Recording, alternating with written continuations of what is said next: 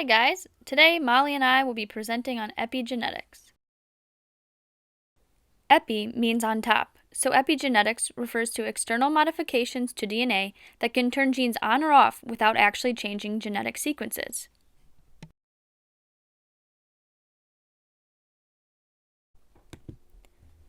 Now, let's cover some basics. It affects the expression of genes and allows for the specialization of cells to produce specific proteins to carry out their specific functions. These epigenetic marks can be inherited from your mom and dad and are also subject to environmental stimuli.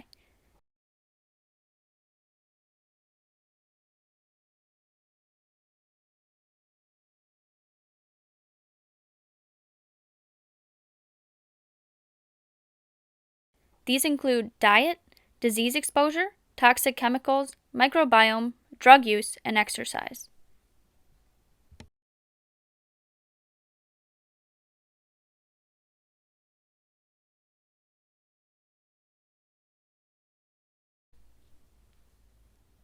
There are two major epigenetic marks: methylation of DNA and covalent modification of histone proteins. Methylation of DNA occurs when DNA methyltransferase adds a methyl group to a cytosine, which typically results in repression of gene expression.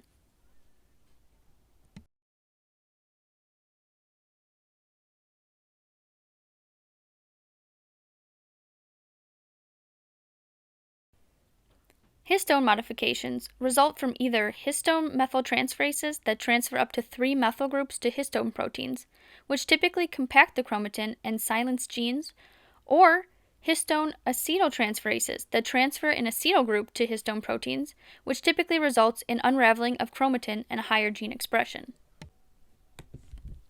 Now let's discuss intergenerational and transgenerational inheritance. Offspring inherit DNA sequences from their parents. They can also inherit epigenetic marks from their parents acquired through the germline of their own parents.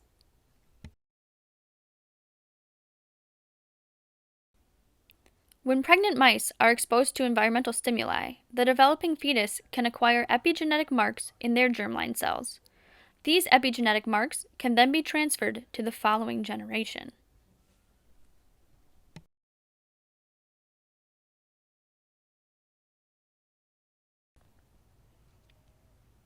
Intergenerational inheritance covers epigenetic inheritance in the F1 and F2 generations if a female is exposed, and the F1 generation if a male is exposed. Transgenerational inheritance covers epigenetic inheritance in the F3 generation if a female is exposed, and F2 generation if a male is exposed. Here is some knowledge about epigenetic inheritance. There are two major reprogramming events that occur during the production of the next generation. The first occurs in the germ cells within each parent organism. Methylation marks are erased across the genome in primordial germ cells, and sex-specific methylation patterns are established as the germ cells develop.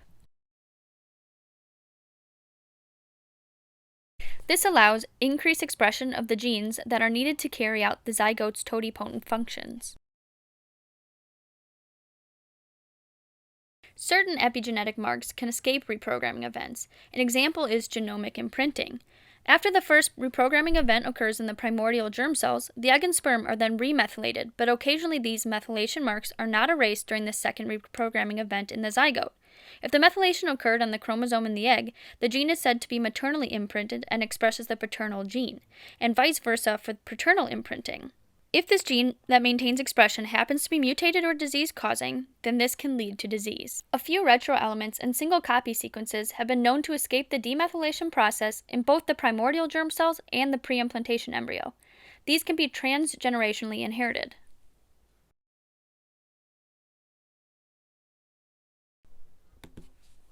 Regions around centromeric satellites have also been found to retain epigenetic marks through the reprogramming events, suggesting that epigenetic marks on these genes in these regions can also be inherited transgenerationally. Why do we care? Methylation marks that you accumulate due to your environment have the potential to be passed on to your children, grandchildren, or even great-grandchildren. What you eat, how much you exercise, and other factors in your life can not only influence how your genes are expressed, but how the genes of your descendants are as well.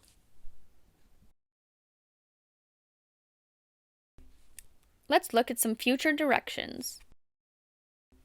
Many epigenetic inheritance studies in mammals are confounded by other factors that affect epigenetics throughout life: ecological, cultural, and genetic factors, especially in species that have long lifespans like humans, and long lifespans also cause difficulty in following individual participants in a study.